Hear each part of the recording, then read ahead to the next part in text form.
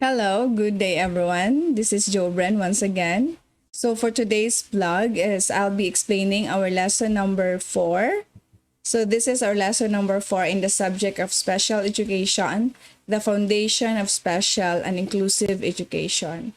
So for today is I'll be sharing to you my inputs, my knowledge on the perspectives on mental retardation. This is our lesson number 4, so I really hope that you are still learning from all the videos that I've posted. And thank you so much for watching all my videos. To my new subscribers, thank you so much. We are reaching very high, no? So we are almost 3,000 subscribers. No, thank you so much.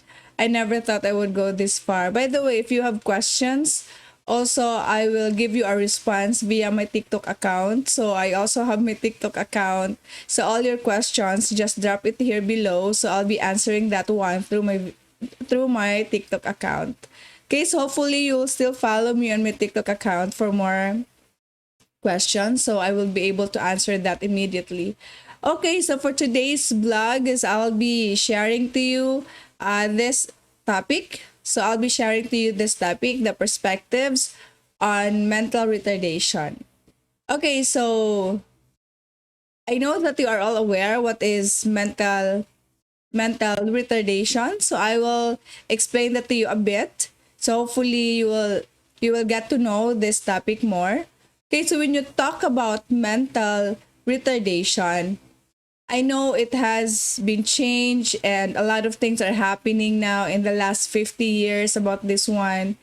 So even today, the definition of mental retardation is described as in transition. So what do you mean by in transition? So if you're going to ask me, that really means that when you talk about mental retardation is we are helping them. We are helping them to cope up with their own mental disability. We are helping them to cope up with the demands of their daily living at home. That is in transition. Meaning we are trying to help them cope up with the things that are really happening in their daily living and in their own self-care. So there are a lot of things happening when you talk about mental retardation. So there are common concepts found in mental retardation. Number one, a lot of people or experts and authorities agree that mental retardation is a complex condition. What do you mean by complex? Meaning it is a very complicated condition. There are a lot of things happening when you talk about mental retardation. Mental retardation is not a trait, okay, that exists separately from the other characteristic of the individual. That means that mental retardation is a developmental disability, meaning from the time of conception, so naanay problema, so there is a disability before the age of 18 to 22 years old. So possibly this disability occurs during pregnancy. Okay, so this is not a trait, this is not a character. Okay, so mental retardation is a condition. So this is not a trait, it is a condition that affects the ability of the person to cope up with the demands of daily living at home, in school, and in community. Meaning, this is a condition that hampers the individual to cope up with the demands of their own self-care, especially in school, maglisod sila, or in community, maglisod sa sila. Okay, so again, mental retardation is a condition, it is not a trait of the individual. Number two concept about mental retardation is mental retardation is a developmental disability. What does it mean? So the person with mental retardation suffers from delays in his or her general development profile, meaning they are really struggling to cope up when it comes to learning, when it comes to their own personal development. Okay, that's why it is considered developmental disability from the time of conception before the age of 18 to 22 years old. They are experiencing some delays or lags. Okay, so a developmental disability is attributable to a mental or physical impairment. Okay, so when you talk about developmental disability, it entails about your mental and your physical impairment. So there is a difficulty when you talk about learning and how you function yourself as an individual. There is a mental and physical impairment. So naadyo'y problema. That is mental retardation. Number 3 concept is mental retardation results in substantial limitations in 3 or more of the major activities of daily life. Meaning, there are things that are hampering the development of an individual. So meaning there are 3 or more major activities of daily life. So maglisod sila. There are certain limitations. Number 1, they can't do self-care. They can't handle themselves better. Number 2, limitations for children and youth with special education is they are not capable of expressing themselves, and they have difficulty in learning, in functioning as an individual. They lack self-direction, and they can't do independent living, and they can't sustain themselves. That's why children and youth with special needs or with mental retardation, they really need somebody to help them cope up with their own impairment. So in short, mental retardation is not about the physical impairments, also includes the mental and the physical impairment, or the both factors. Okay? So dapat na ay 3 or more activities nga na hamper because of mental retardation. Number 4 concept is mental retardation encompasses a heterogeneous group of people with varying needs, features, and life contexts. Meaning, before, mental retardation was viewed as an all or none phenomenon. So before, we are not so open with mental retardation. We don't know anything about it. But now, mental retardation is viewed to exist in a continuum. Meaning, there are a lot of children who are suffering from mental retardation. That's why we are inviting a lot of teachers to become special education teachers so that we can also help students with mental retardation. Again, if you have students with mental retardation, they have the mental and the physical impairment. They lack self-care. They lack 3 or more major daily activities of life. Okay? So in short, some students, some children and youth with mental retardation really needs our help when it comes to dealing with their own disability. That's why it is a very challenging job to deal with children and students with mental retardation. Okay? So, according to the American Association on Mental Retardation, the AAMR, they've spent more than 5 decades of studying mental retardation. Can you imagine that? So, they defined mental retardation. It refers to substantial limitation in present functioning. When you talk about substantial limitation, meaning there are certain limitations that children and youth with mental retardation really needs our support. Okay, so it is characterized by significantly sub-average intellectual functioning. Meaning there is a below average intellectual functioning. So there are 2 or more of the following adaptive skills areas. There are certain limitations in the adaptive skills, meaning they can't speak well, meaning there is a problem with their communication. They can't do self-care. They can't live alone. They can't socialize with others. They don't know how to do self-direction. There is concern with their own health and safety. A lot of things are hampering, like the functional academics. They're really having a hard time to go to school, the leisure and the work. So take note, mental retardation manifests before age 18. Okay? So clearly, there are 4 criteria in the definitions of mental retardation.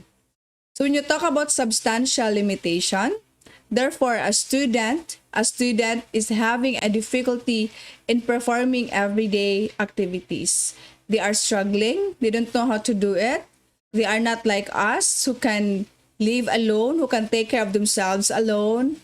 There is limitation, substantial limitation in present functioning. Okay? They can go to school alone. They can't learn immediately like us. So there is a delay because mental retardation is a developmental disability. So meaning there is a problem from the mental and the physical impairment. Okay? So the areas of difficulty include academic work. If the person go to school, okay, they are really having a hard time learning.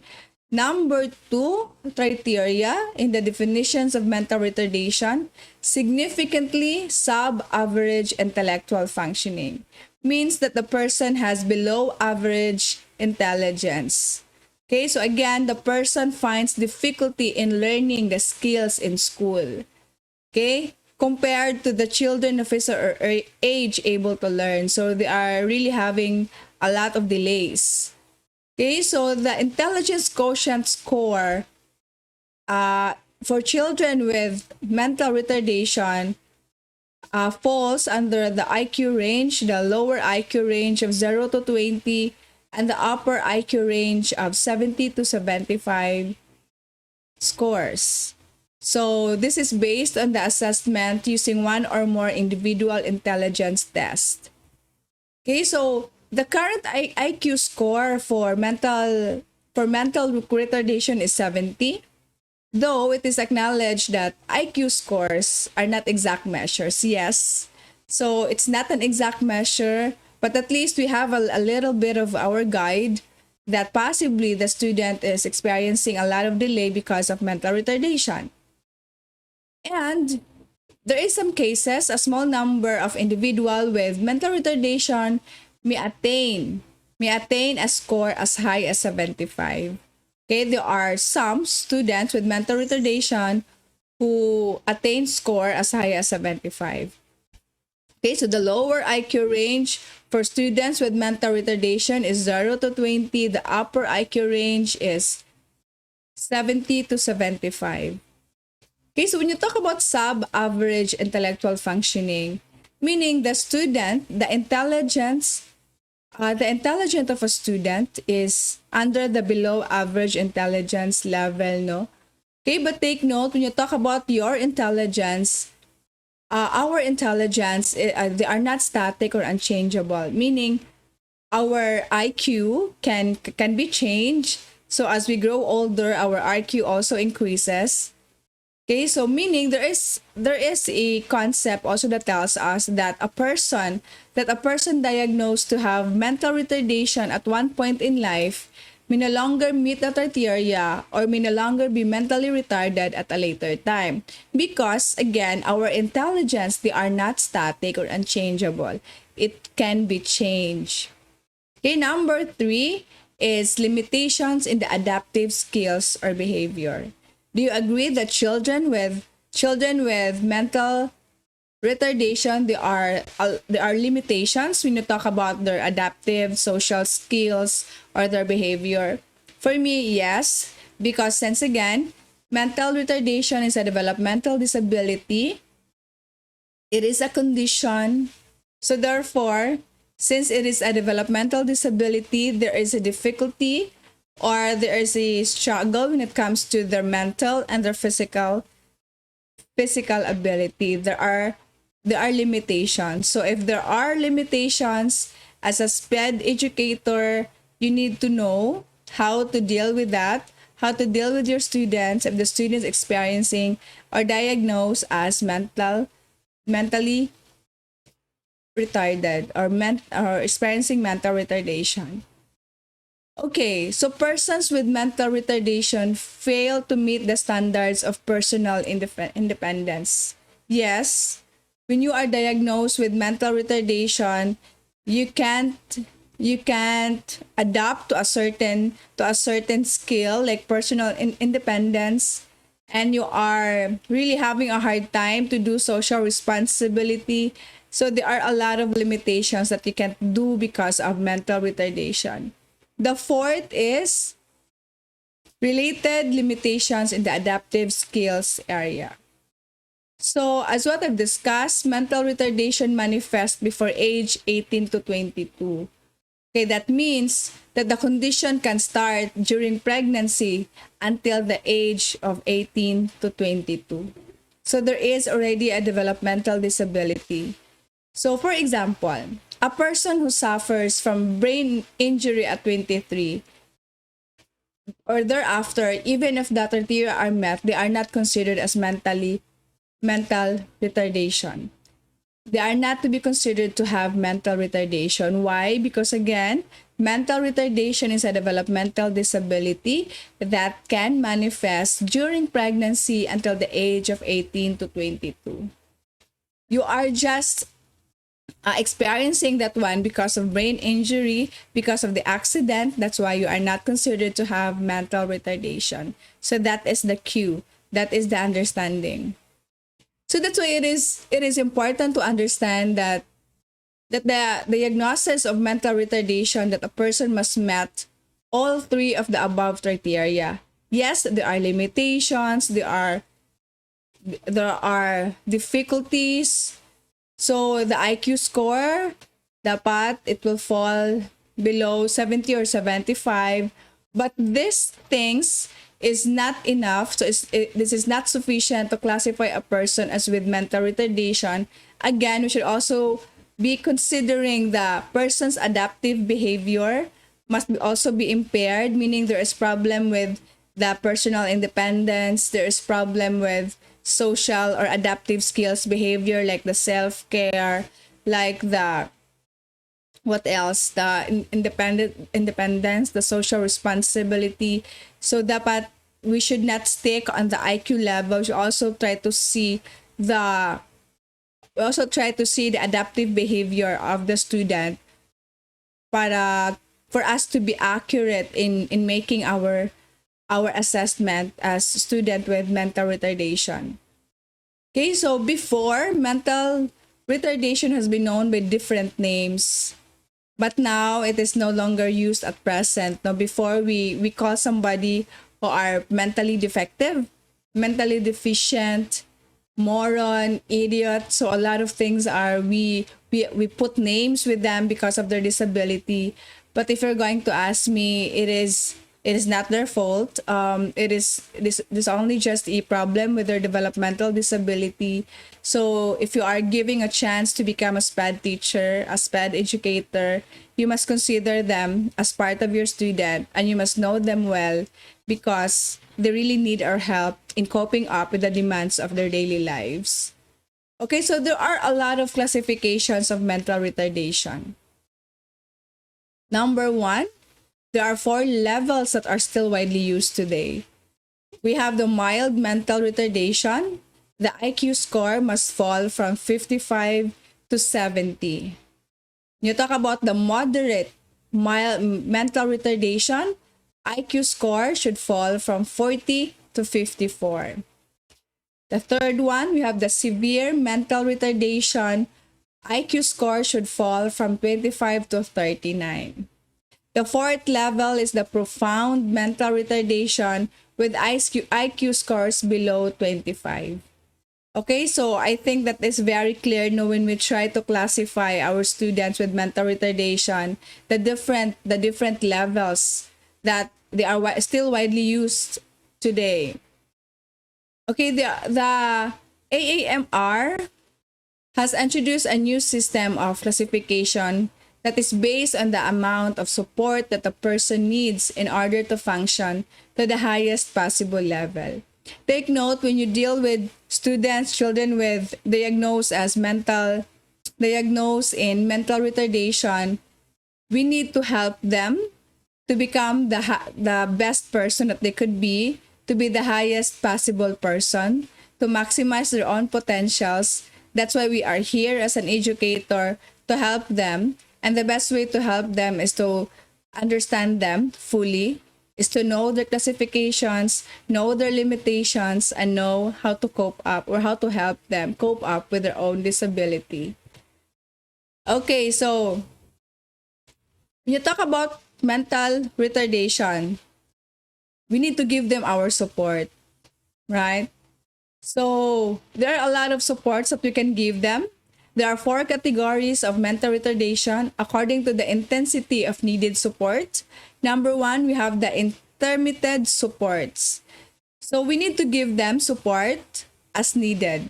Okay, so if it is really important to give them support, so we will give them our support. That is intermittent supports. Number 2 support is limited supports. They are required consistently, meaning we need to be there with them. We need to help them. Okay, so the support needed is of non-intensive nature. So we need to be calm, we need to relax, but these are needed consistently. The third support is the extensive support, meaning we need to give our support on a regular basis. Daily supports are required in some environment, meaning we need to be there with them extensively and give our support to them on a regular basis. Number 4 support is the pervasive supports. So we need to give our support on a daily extensive supports. Okay? Perhaps of a life-sustaining nature required in multiple environment. Pervasive support meaning our strong support to them, we need to give it to them. Okay? Okay, there are a lot of cases. There are a lot of causes of mental retardation. So the AAMR classifies the causes of mental retardation based on the following. So according to them, the causes of mental retardation started occurring before birth, occurring during birth, and occurring shortly after birth. So in short, when you're going to learn about mental retardation, it is a developmental disability occurring before birth, during birth, and after birth. Okay, so we have the so-called the cultural familial retardation. So this refers to the existence or the history of mental retardation in one or more family members. Meaning, it is genetically, okay, so we have the so-called cultural familial retardation. Though there are specific known causes in some cases of mild mental retardation, typically it is thought to be cultural or familiar mental retardation. So there are a lot of deficits when you talk about mental retardation. Number 1 deficit is in cognitive functioning. Again, mental retardation, there is mental and physical impairment. So let's talk about our cognitive functioning. Children and youth with mental retardation, they have deficits in cognitive functioning. They have very below average intellectual functioning as measured by the standardized test. Meaning when you talk about standardized tests, this is the test. It is already given to a lot of people. It has good validity and reliability, so that is a standardized test. Okay, so low academic achievement, they are really struggling learning. Okay, because of their below average intellectual functioning, they cannot blend in with the styles of learning with their own peers. So they are very slower in reaching levels of academic achievement. Okay, so low academic achievement. Number 3 is difficulty in attending to tasks. So children with mental retardation, they have difficulty in focusing and attending to tasks. Okay, so that's why they are having difficulty sustaining their attention to learning tasks. That's why they can't focus. they can't remember anything what you have told them to do. So that is the deficits in cognitive functioning. Okay, children with mental retardation have short attention span. What does it mean? They are having a very short attention span, meaning you will give this activity to them, they don't know how to do it, you have to do it again and teach them again. Right? So that's why it is very challenging, no? If you are given a chance to help children with mental retardation, you need to have a very long patience with them because they have a short attention span. Number 2 deficit is deficit in memory. Again, it's all about mental. Deficits in memory. So these students have difficulty in retaining and recording information in the short term or working memory, meaning they have a very short attention span. Whatever you told them to do so, they often forget that. And they can't remember anything what you are trying to tell them. The instruction, they are having a hard time. Okay? So they have difficulty retaining or recording information. Okay, so you have to do it again. You have to tell them again. So, but research shows that many persons with retardation have good long-term memory. Yes, they have difficulty using their short-term memory or working memory, but based on research, children with mental retardation, they have good long-term memory. They can remember long-term memories, but they can't remember the short-term memories or the working memories. Okay? So they can't remember the short-term memory, especially if you're teaching them a very complex activity or a very complex task. They can't remember it. Okay, so they also have difficulty with the generalization of skills, meaning they have the inability to think abstractly. So they can't think abstractly. Students with mental retardation often have trouble. They have difficulty transferring their new knowledge and skills into setting or situation. They can't apply it to themselves immediately. Okay, so they have trouble transferring their new knowledge and skills into setting or situations. Okay, so they also have low motivation. What does it mean by low motivation? Meaning, they show lack of interest in learning their lessons. Because then again, they have a very short attention span and they can't remember the short-term memory. They can't use their ability to think abstractly. They can't imagine things. But they are good in absorbing long-term memory. Okay, that's why they feel this feeling of learned helplessness. Meaning, because they keep on failing, no, they can't absorb the learnings. That's why they feel that they are hopeless, that they are helpless, nobody can help them. That's why to avoid this kind of feeling as a SPED educator is you should just set very low expectations for them so that they won't get pressured. They will just at least they are moving slowly moving. So motivation is a problem with any disability, yes. Because whatever disability you have, if you lack motivation, you can't do anything about it. You can't improve. Right? Motivation is a problem with any disability because it is learned. Right? It is learned. Okay, so let's not compare our students that is a good student, my student is very slow, because it will also hinder their own self-esteem. It will diminish their ability to believe in themselves. And because of their consistent failures, you also learn this idea of learned helplessness. So we need to be careful with that.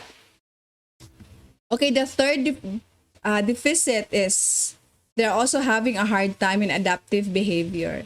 Okay, so I will continue discussing this matter to you for my lesson 4.1 because it is a very long discussion. So I really hope that I was able to help you learn about mental retardation. So thank you so much for watching all my videos, for subscribing to my channel. I see you again for my next video blog.